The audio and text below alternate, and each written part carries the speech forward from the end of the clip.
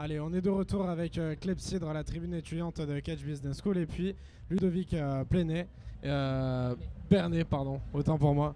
Alors vous êtes élu à la région, au conseil régional PACA.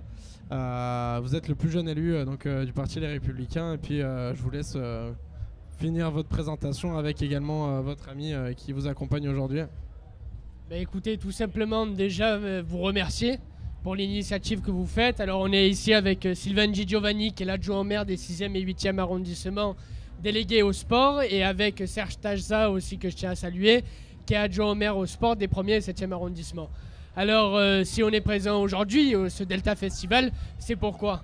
Pour montrer que la jeunesse elle est présente, qu'il y a le sport, qu'il y a en bas de la Villa Méditerranée des jeunes créateurs qui sont présents et donc c'est cette journée finalement et nous la région Provence-Alpes-Côte d'Azur avec son président Christian Estrosi, eh bien nous sommes fiers d'aider cette jeunesse qui a envie de créer, cette jeunesse qui a envie de faire aussi la fête, de faire le sport, mais aussi d'être dans la créativité. C'est le sens finalement de notre engagement aux côtés du Delta Festival et de cette équipe qui est présente.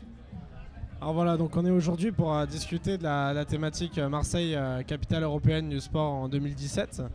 Quelle est la position finalement à la fois de la mairie de Marseille et aussi du conseil régional sur cet événement ? Qu'est-ce qui est prévu ? Quelle a été la démarche pour organiser ce rassemblement ?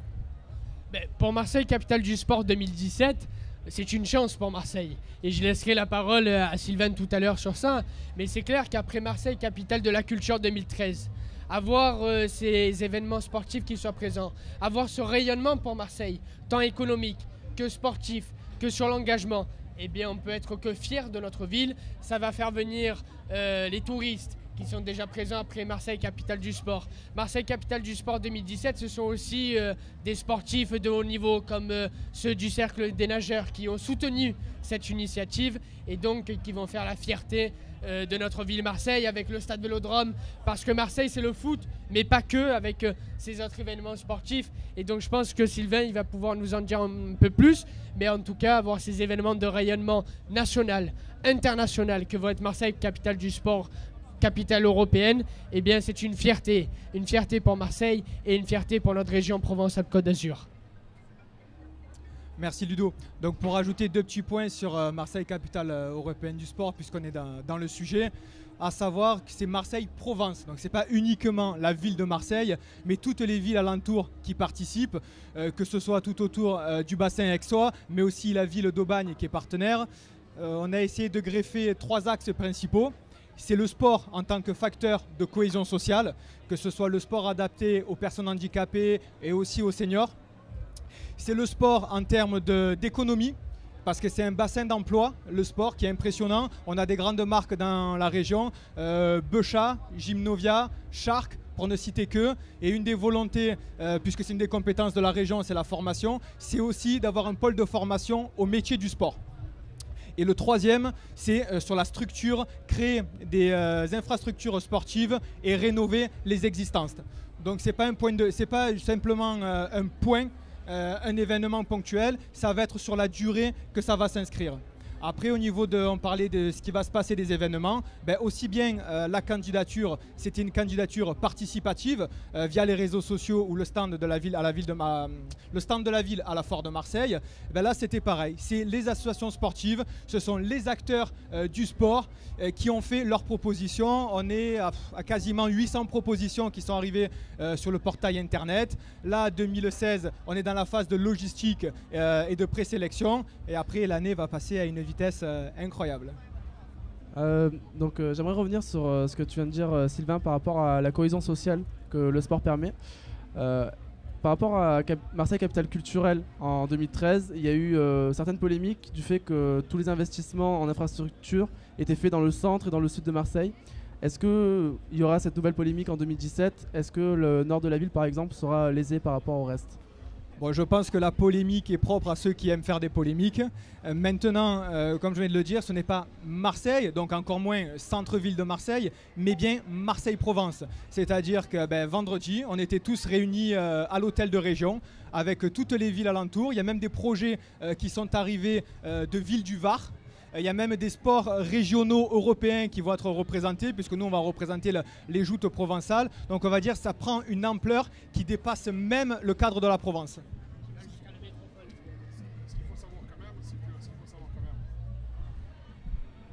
Ce qu'il faut savoir quand même, c'est qu'il ne pourra pas y avoir disons, comme tu as entendu dire, nord-sud, ce n'est pas possible parce que c'est des projets d'association.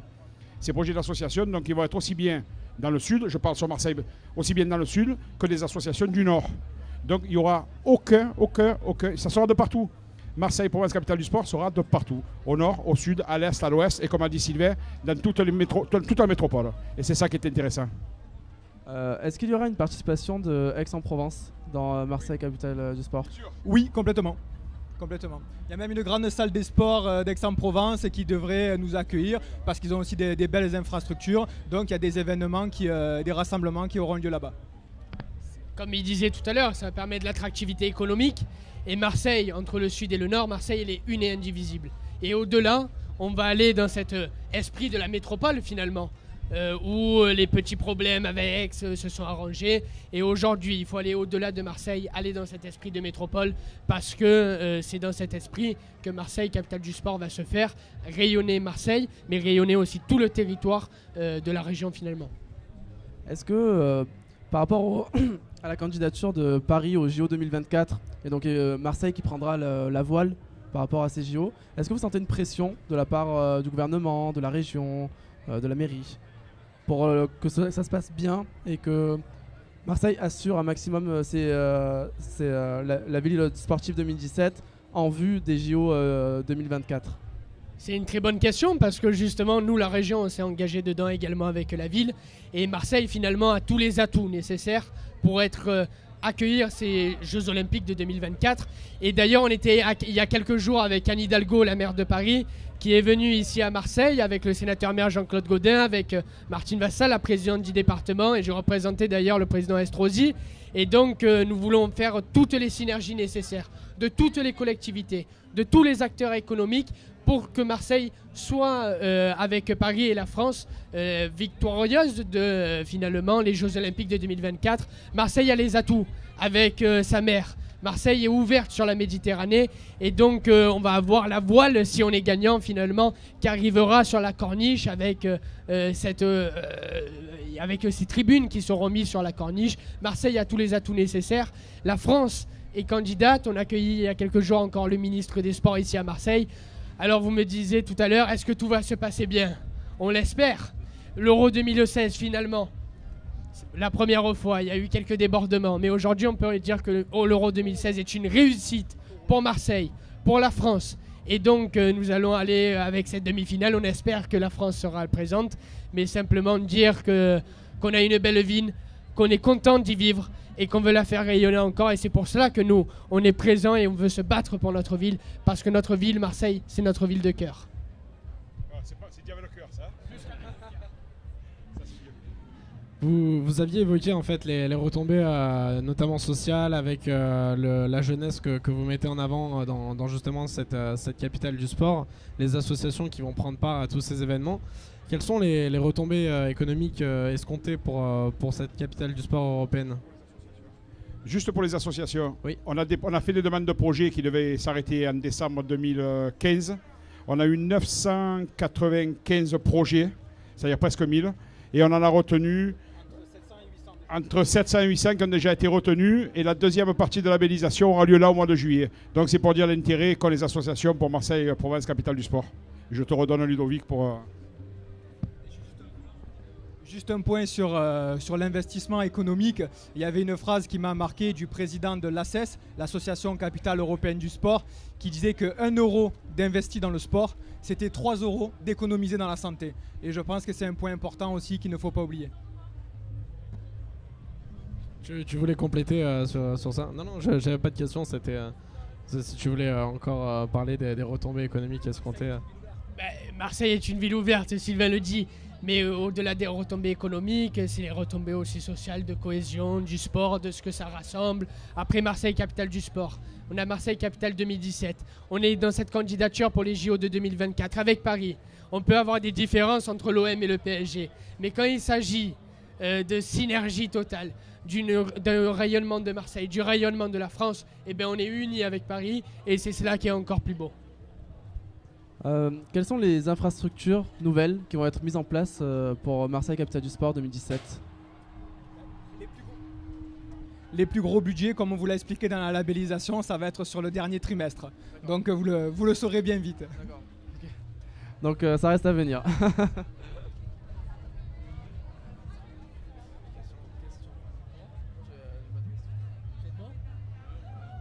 Bravo en tout cas pour votre investissement à vous aussi. Ça fait plaisir de voir des jeunes comme nous, parce qu'on a 20 ans, un peu plus, mais c'est bon.